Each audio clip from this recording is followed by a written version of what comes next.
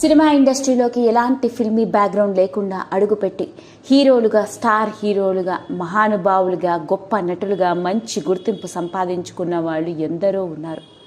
మరి అలాంటి వారిలో తనకంటూ ఓ ప్రత్యేకమైన గుర్తింపుతో వైవిధ్యభరితమైన పాత్రలు నటించిన హీరో ఎవరో కాదండి, కలెక్షన్ కింగ్ అయిన మోహన్ బాబు గారు.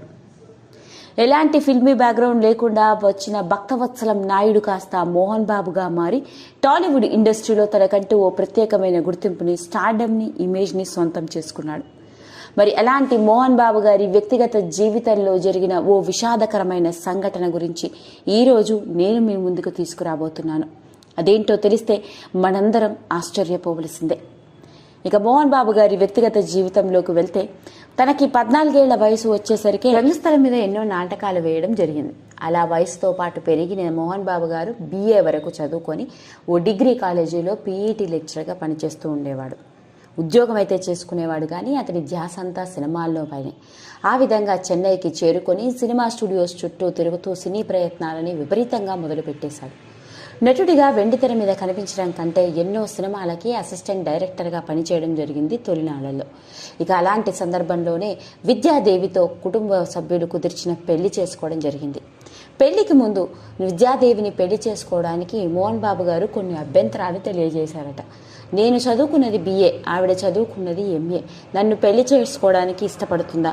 పైగా సినిమాల్లో రాణించాలి, సినీ ప్రయత్నాలు చేస్తున్న నాలాంటి వారిని ఎవరు పెళ్లి చేసుకుంటారు అని కూడా అన్నారట.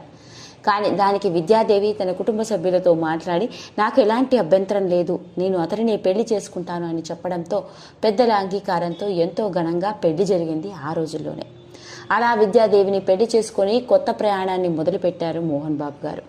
ఇక చెన్నైలో ఉంటున్న రోజుల్లోనే సినిమా అవకాశాల కోసం ప్రయత్నిస్తున్న తరుణంలోనే దాసరి నారాయణరావు గారి నుంచి పిలుపు రావడం, ఆయన తీస్తున్న సినిమా ఆడిషన్స్కి వెళ్ళడం జరిగింది. ఇక ఆ ఆడిషన్స్లో సెలెక్ట్ అవ్వడంతో అప్పుడే దాసరి నారాయణరావు గారు భక్తవత్సలం నాయుడిని కాస్త మోహన్ బాబుగా మార్చి తెలుగు చిత్రసీమకి హీరోగా పరిచయం చేశారు.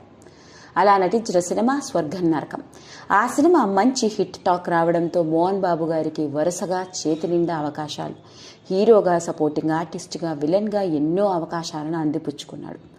అలా వరుస సినిమా షూటింగ్స్తో బిజీగా ఉండడంతో విద్యాదేవితో కానీ ఆయన పిల్లలు అయిన లక్ష్మీ ప్రసన్న మరియు మంచు విష్ణువులతో కూడా సమయం గడపలేకపోయేవాడు. ఇదే విషయంలో విద్యాదేవి గారు మోహన్ బాబు గారితో చాలాసార్లు గొడవ పడేదట.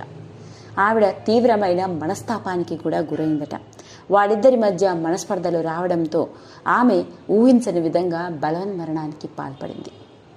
ఓ పక్క నటుడిగా ఇండస్ట్రీలోకి అడుగుపెట్టి వరుస సినిమా అవకాశాలతో సినీ కెరియర్లో దూసుకెళ్తున్న సమయంలోనే తన వ్యక్తిగత జీవితంలో ఏర్పడ్డ ఊహించని అగాధం తన భార్య ఇలా తనని విడిచిపెట్టి వెళ్ళిపోవడం.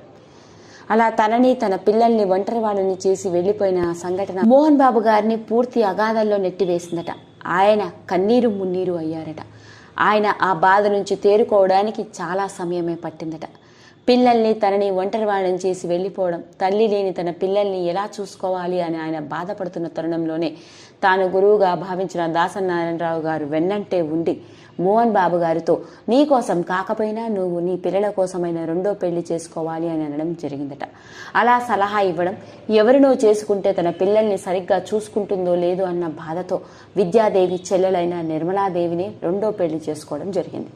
అలా మోహన్ బాబు, నిర్మలాదేవి గారిల పెళ్లి జరగడం, వాళ్ళిద్దరికి పుట్టిన సంతానమే హీరో మనోజ్. మరి ఇదండి మన ఎవరికీ తెలియని మోహన్ బాబు గారి వ్యక్తిగత జీవితంలో ఏర్పడ్డ ఓ అగాధం. మొత్తానికి లేటెస్ట్గా వెలుగులోకి వచ్చిన ఈ విషయం ఇప్పుడు అందరినీ ఆశ్చర్యానికి గురి చేస్తోంది. ఈ వీడియో కనుక మీకు నచ్చినట్లయితే లైక్ చేయండి, షేర్ చేయండి, సబ్స్క్రైబ్ చేసుకోండి. మరిన్ని వీడియోస్ కోసం పక్కనే ఉన్న బెల్ ఐకాన్ని నొక్కడం మాత్రం మర్చిపోకండి.